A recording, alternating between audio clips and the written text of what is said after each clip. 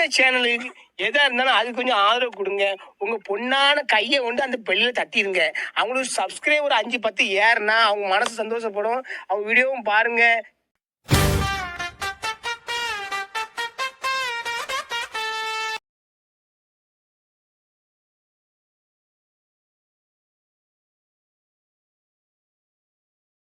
இந்த நம்மை விட்டு பிரிந்திருக்கின்ற தலைவர்களுக்கு, தோழர்களுக்கு இந்த இசை அஞ்சலி, நாம யாரும் உரை அஞ்சலி இல்லை, நிகழ்ச்சியே இசை அஞ்சலி. அதனால் நம்மளாம் பேசுறது என்பதே முதல்ல தவிர்க்கப்பட வேண்டிய ஒன்று. இருந்தாலும் அவருடைய பாட்டிலே பாட்டு போயிடக்கூடாதுன்றதுக்காக நம்முடைய நிகழ்ச்சியை நாம் பேச வேண்டிய கட்டாயத்தில் இருக்கின்றோம். இந்த இசை நிகழ்ச்சியிலே, இசை அஞ்சலி நிகழ்ச்சியிலே கலந்து கொண்டிருக்கின்ற அனைத்து ஜனநாயக சக்திகளின் பொறுப்பாளர்கள் அனைவருக்கும் பேர் சொல்லணும்னா யாராவது விட்டுருவோம். அந்த அடிப்படை அனைவருக்கும் இந்த நிகழ்ச்சியை ஏற்பாடு செய்து அதற்காக செப்பரேட் அந்த முயற்சி எடுத்து செய்து கொண்டிருக்கின்ற, நாம் எப்பொழுதெல்லாம் நம்மோடு பார்த்து பழகி பேசிக் கொண்டிருக்கின்ற சேர்க்கை தோழர் அவர்களுக்கும் அவருடைய இணையர், அதுதான் முக்கியம். அவர் செய்யறத நான் செய்யறதுன்னா என் வீட்டில் இருக்கிற ஒத்துழைச்சாதான் நான் அதை சிறப்பாக செய்ய முடியும். எல்லாருக்கும் தான். அதே போல சகோதரி அவர்களுக்கும் முதல்ல நெஞ்சார்ந்த வணக்கத்தை தெரிவித்துக்கிறேன். அனைவருக்கும் வணக்கம். அதே போல நம்முடைய வெற்றி செல்வம் மருத்துவர் தான் அவரு. நம்முடைய இடதுசாரிகள் ஜனநாயக சக்தி நடத்திட்டு எந்த நிகழ்ச்சியாலும் எங்க பார்த்தாலும் வந்து அதை பதிவளித்து நாம் இந்த காலத்தில் நம்ம அந்த பதிவு இல்லாத கொண்டு நம்முடைய அமைப்புகளுக்கெல்லாம் நம்ம வந்து அது பேச வேண்டியதில்லை. ஏன்னா இந்த நிகழ்ச்சி அப்படிப்பட்ட நிகழ்ச்சி இல்லை, அது ஒரு பதிவு பண்றாரு. அதனால அந்த பதிவை தொடர்ந்து செய்கின்ற தோழர்களுக்கும் நன்றி. தோழர்களே, இப்போ தோழர் நல்ல கண்ணு நான் கிட்டத்தட்ட 84-85 அவர் சாகின்ற வரைக்கும் அவரோடு அனைத்து நிகழ்வுகளும் பங்கேற்று செய்தவன். அவரை பற்றி நான் அதிகமா பேசலாம்.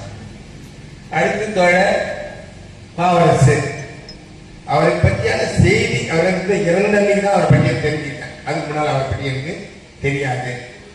தோழர் திலீபன், உண்மையிலேயே இந்த வயசு அவர் இந்த வேலையை நம்ம பேசும்போது நம்ம தோழர் சொன்னாங்க செய்திருக்க கூடாது. பழுவூர் சின்னசாமி இந்திய தீர்ப்பில முதலில் உயிரிழந்த பழுவூர் சின்னசாமியை தொடர்ந்து இந்த வரைக்கும் நிகழ்வு வந்து நாம் ஒருபோதும் அனுமதிக்கவும் கூடாது, அதை ஊக்குவிக்கவும் கூடாது.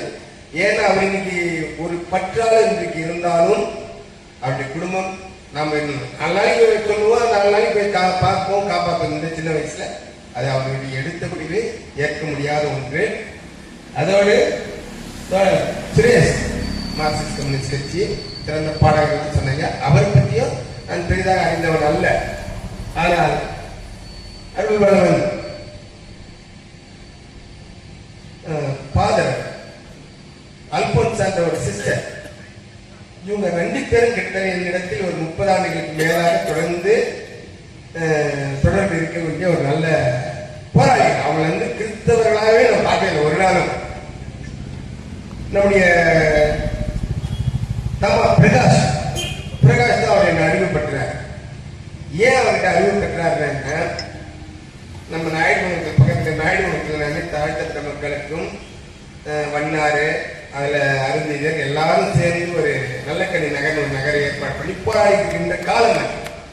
அப்போதான் சொன்னாரு அருள்வளவன் போய் தாபா பிரகாஷ் தோழர் வந்து மிக சிறந்த போராளி அப்படின்னு அதை பற்றி பலதான் சொன்னார். நான் அதெல்லாம் கிடையாது, நான் அந்த ஊர்ல அந்த மக்களோட வாழ்க்கை வருவேன், அவங்களோட உரிமைக்காக ஆதிக்க சக்திகளை எதிர்த்து போராடிட்டு ஒருவன், அவ்வளவுதான். அதுல என்னுடைய நாளும் இருக்கு, எனக்கு ஒரு அப்போ எனக்கு ஒரு மனிதன் கிடைக்கும், நான் அவங்களோட சேர்ந்து போராடு, அப்படியெல்லாம் ஒண்ணு இல்லை அப்படின்னு சொல்லி அவங்களோட தொடர்ந்து மிகச்சிறந்த போராளி தந்தை அருள்வளவன். துரும்பருக்காக தொடர்ந்து எங்க நடந்தாலும் வந்து பண்ணுவாரு. அதே போல குறிமலையில சொன்னீங்க அந்த ஒரே ஒரு குடும்பம் தான், அந்த ஒரு குடும்பத்துக்காக நீங்க ஹிஸ்டரி ஆஃபீஸ் வரணும் அப்படின்னு சொல்லி அதுக்காக தொடர்ந்து தாமா பிரகாஷும் அருள்வளவனும் இந்த அல்போன்ஸ் சிஸ்டர் இவங்க 3 பேரும் எப்போதும் என்ன கான்டாக்ட் பண்ணுவாங்க, பேசுவாங்க. அவர்கள் பல செல்லுகிறேன். அப்படி வந்து சிறந்த ஒரு போராளி, அப்படி ஒரு பாதர் இப்படி செய்வது என்பது அவருக்கு அடுத்தபடியா நம்ம பாதர் ஜோஸ் பாதரை சொல்லலாம். அப்படி அவங்க தான் இந்த மக்களுக்கு எனக்கு தெரிஞ்சு பாதர்ல வந்து தொடர்ந்து போராளிகளாக இருந்தாங்க. அப்படிப்பட்ட சிறந்த ஒரு போராளி அவர். அப்படி அவருக்கு வீரவணக்கத்தை செலுத்த நாமெல்லாம் கடமைப்பட்டிருக்கிறோம், கொடுத்து வைத்திருக்கிறோம். சுரேஷ் சொன்னாங்க, நம்ம பாடகர் கவிஞர் அப்படின்லாம் சொன்னாங்க. எனக்கு அவரை பற்றி அறிந்தாங்க. அவருக்கும் நம்மளுடைய வீரவணக்கத்தை சொல்லி ஆகணும். திலீபன் உண்மையிலேயே இலங்கை திலீபன் அவர் சொன்ன உடனே செய்தி சொன்னோன்னு நான் என்ன திலீபன் இறந்து இப்ப சொல்றாங்க அப்படின்னு தான் எனக்கு நினைவு வந்துச்சு. ஏன்னா நம்முடைய மைண்ட்ல இருக்கிறது இலங்கை திலீபன் தான். அப்புறம் தான் அவர் தனியார் இயக்கத்தில் இருக்கிறாருன்னு அப்படி பண்ணோம். பாவரசன் நம்முடைய தலைவர் திருமாவளவன் அவர்களுக்கு தொடர்ந்து அரசியல் கட்சியாக இல்லாத அமைப்பு இருக்கும்போது இருந்து அவரோட உறுதுணையாக இருந்து தொடர்ந்து செயல்பட்டவர் அப்படின்னு அவரை பற்றி தகவலை நான் அப்புறம் தெரிஞ்சுக்கிட்டேன். அப்படிப்பட்டவருக்கு நம்ம திருமணம் சொன்னோம். நல்ல கண்ணு, 101 வயசு, 1926 1925 டிசம்பர் 26 இந்திய கம்யூனிஸ்ட் கட்சி தொடங்கப்பட்ட நாள். அந்த நாள்லயே ஸ்ரீவைகுண்டத்தில் பிறந்த ஒரு தோழர். அவர் கம்யூனிஸ்ட் கட்சி நம்ம சேரும் போகலாம் அப்பா நாட்டு பிறந்திருக்க மாட்டாங்க, சொல்லியிருக்க மாட்டாங்க. மிகச்சிறந்த விவசாய குடும்பத்தில் பிறந்த ஒருவர். அவங்க அந்த பிள்ளைங்க எல்லாரையும் அவங்க ஃபேமிலி யாருமே பட்டதாரி இல்லாத இல்லை. அப்படி அந்த காலத்திலேயே வெள்ளைக்காரன் காலத்திலேயே படிக்க வைத்து அந்த குடும்பம் மிகுந்த கல்வியறி பெற்ற ஒரு குடும்பம். அப்படிப்பட்ட குடும்பத்தில் பிறந்து 16 வயசுல கம்யூனிஸ்ட் கட்சியில் சேர்த்துக்கிறார். நீ சின்ன பையன், உனக்கு அதெல்லாம் இது கிடையாது, நீ எப்போ போய் படிப்பு பாரு அப்படின்னு சொல்லி கட்சி அவரை அனுப்பியிருக்கு. அங்க போய் மாணவர் போராட்டம் நடத்தி அந்த கல்லூரியில் அவர் வெளியேற்றப்பட்டார். எல்லாம் தெரியும். நாம் ஏதோ இது சொல்லினே கொல்லந்தரோட ஊசிக்கிற கதையாகணும். இங்க இருக்க யாருமே நல்ல பற்றி தெரியாத ஆட்களே கிடையாது. அப்படிப்பட்ட மிக சிறந்த தலைவர். அதுக்கப்புறம் கல்லூரியில் வெளியேற்றப்பட்டார். அப்புறம் பல்வேறு போராட்டம் சந்திச்சு எல்லாம் தெரியும். அதே போல அதுக்கப்புறம் மீசை பற்றி எல்லாரும் பேசுறாங்க, அதுவும் எல்லாருக்கும் தெரியும். ஆனாலும் ஒரு நாளும் அவர் இந்த நாட்டுக்காக ஒழிப்பதிலோ இந்த கட்சியினுடைய விதிகளை மீறுவதிலோ ஒரு நாளும் இருந்ததில்லை. ஆனால் சமீபத்திலே வாஜ்பாய் பிரதமர் ஆன பிறகு தலைவர் பத்திரிகையில, நம்ம பத்திரிகையில காப்பா பத்திரிகை, இந்திய விடுதலைக்காக போராடியவர்கள் 2 பேர், வடபுலத்தில் ஒன்று தென்புலத்தில் ஒன்று, 2 பேர். அந்த 2 பேர்ல வெள்ளக்காரன் போய் கைதான பிறகு இங்க உன்னோட யாரெல்லாம் ஈடுபட்டாங்க போராட்டத்துல, போராளிகள் யாருன்னு சொல்லும் போது எல்லா பேரும் சொல்லி காட்டி கொடுத்துட்டு கையை கொண்டு மன்னிப்பு கேட்டு வந்தவர் அந்த வடநாட்டு குலத்தில். தென்னாட்டுல இங்க இருந்த இவரு போராடிகள இந்த கைதாகும் போது உன்னோட யாரெல்லாம் வந்தான் எங்க இருக்கிறான்னு கேளும் போது ஒருத்தரை பற்றியும் சொல்லல. தெரியாது தெரியாது தெரியாது, அதனாலதான் அடின்னு அடிச்சான். தொடர்பு போலீஸ் காலத்தில் போலீஸ் இதெல்லாம் தெரியும். இங்க போலீஸ்காரங்க இருப்பாங்க, அவங்களுடைய விசாரணை என்பதே வேற மாதிரி. அப்படி அந்த கால்கள் ஏன் லாடம் அதுக்கும் தெரியாது சொன்னாரு. ஊசிய நகமுனைகளில் குத்தி கேட்கும் போது கூட தெரியாது தெரியாதுன்னு சொன்னார். ஏதோ ஒரு படத்துல வடிவேலு அடிச்சு காட்ட சொல்லாத அப்படின்னு சொல்லுவாங்க. அந்த மாதிரி யாரையும் காட்டி கொடுக்காமல் எனக்கு எந்த தடவை தான் பரவாயில்லை அப்படின்னு சொல்லி வெள்ளைக்காரன் அந்த யாரையும் காட்டி கொடுக்க அந்த நாட்டில் வாழ்ந்த தலைவர். ஆனா காட்டி கொடுத்து எல்லாருடைய அரசு சொன்ன இந்த நாட்டினுடைய பிரதமர் ஆகலாம், யாரையும் காட்டி கொடுக்க மாட்டேன்னு சொல்லி உறுதுணை அந்த உயிர் மூச்சு போனாலும் பரவாயில்லைன்னு சொல்லி ஒரு நல்ல அது என்னன்னு சொல்றதுன்னு எனக்கு தெரியல. அப்படிப்பட்ட திரகாரமான நம்பிக்கை கொண்ட ஒரு தலைவர். நல்ல கண்ணு நாடாளுமன்ற 2 தடவை சட்டமன்றத்தில் இருக்கிறார், தோற்கிறாரு. 1999 நாடாளுமன்ற தேர்தல் கோவையில் இருக்கிறாரு, தோற்கடிக்கப்படுகிறார்கள். இந்த வரலாறு எல்லாம் தெரியும். அப்போ இந்த நாட்டில் இப்படிப்பட்ட உழைத்தவர்களுக்கு மக்கள் அங்கீகாரம் இல்லை. ஏமாத்துவன், கொள்ளையடித்துவன், திருத்தனம் பண்ணுவன், பல்வேறு இல்லீகலான எல்லாத்தையும் செய்தவன் இந்த நாட்டின் அதிகாரத்தில் வருகிறார்கள்.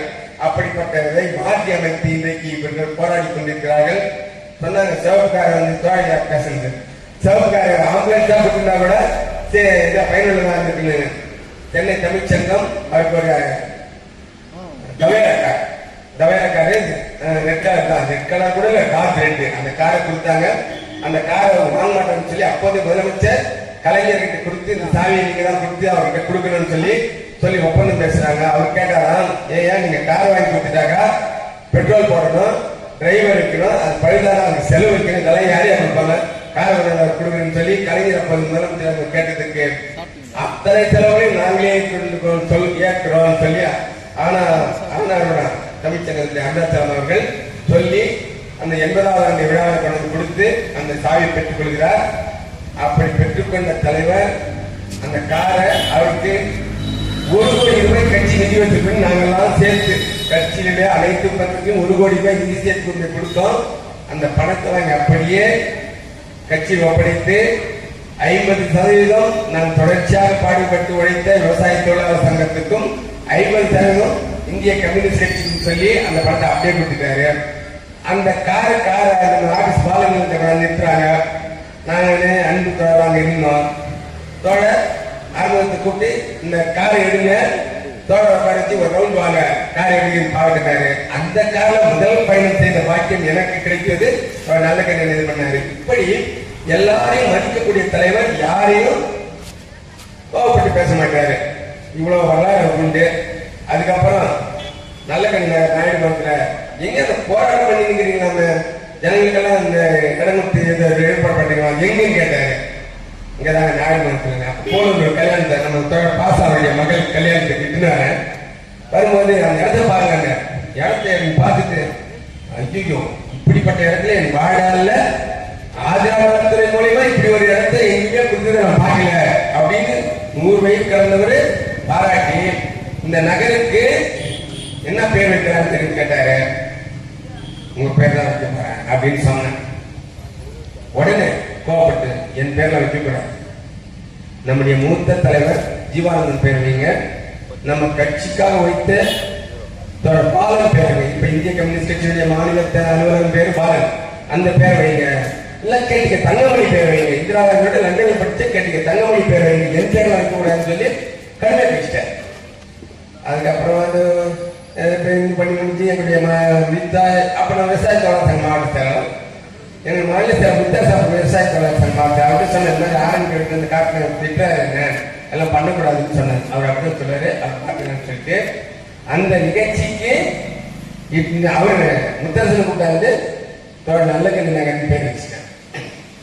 இது தெரிஞ்சு உடனே என்ன நான் கட்சிக்கு மாவட்ட செயலாளர் என்ன வர வச்சு, நீங்க நான் சொன்னது என் பேரை வைக்கக்கூடாது, தலைவரி பேர் தான் வைக்கணும்னு சொன்னேன், நீங்க மீறி வச்சுக்கிறீங்க அப்படின்னு சொல்லி கடுமையா பேசவே கிடையாது.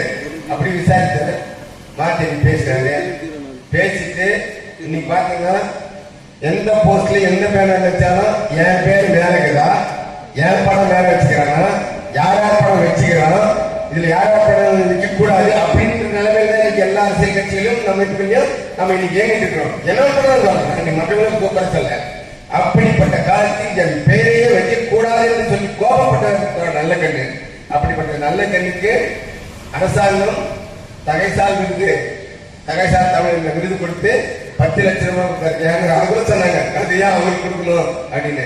ஆனா அவர் 5000 வேலை போட்டு அரசாங்கத்திட்ட வச்சுக்கிட்டு அதை கொடுத்தாரு. இப்படி வாழ்நாள் மக்களுக்காக வாழ்ந்த தலைவர் இறுதியாக இறந்தபோது கூட தன்னுடைய உடலையும் இந்த மாணவ சமுதாயம் பயன்பெற வேண்டும் என்று மருத்துவக் கல்லூரிக்கு தானம் பண்ணு சொல்லி எழுதி கொடுத்த மறைந்த பள்ளி தலைவர் பிறந்த முதல் இறுதி நாள் இறுதி பாடி இன்னைக்கும் அவர் மக்களுக்காகவே அவருடைய உடலை இன்னைக்கு கொடுத்துட்டு. அப்படிப்பட்ட ஒப்பந்த தலைவருக்கு இந்த பகுதியில சொன்னாங்க. என்ன எல்லாரும் கட்சிகள் விட்டாலும் அமைப்புகள் விட்டாலும் சொன்னாங்க. வேதாந்தத்தில் கிறிஸ்துவ பைபிள்ல ஒரு வசனம் இது, ஆகாது என்று தள்ளிய கல்லே கோடிக்கு தலைக்கல்லாயிற்று. அப்படி நம்முடைய சேர்த்தவர்களும் நம்முடைய துணைவியாரும் நம்ம எல்லாரும் தள்ளிடலாம், அது பிரச்சனை இல்லை. ஆனா அதுதான் கிறிஸ்துவ 1000 உயரத்துல கலசம் மேல ஜொலிக்கும். அப்படிப்பட்ட ஜொலிக்கின்ற ஒரு வகையில இந்த பகுதியில எண்ணற்ற நிகழ்வை நடத்தி கொண்டிருக்கின்றார்.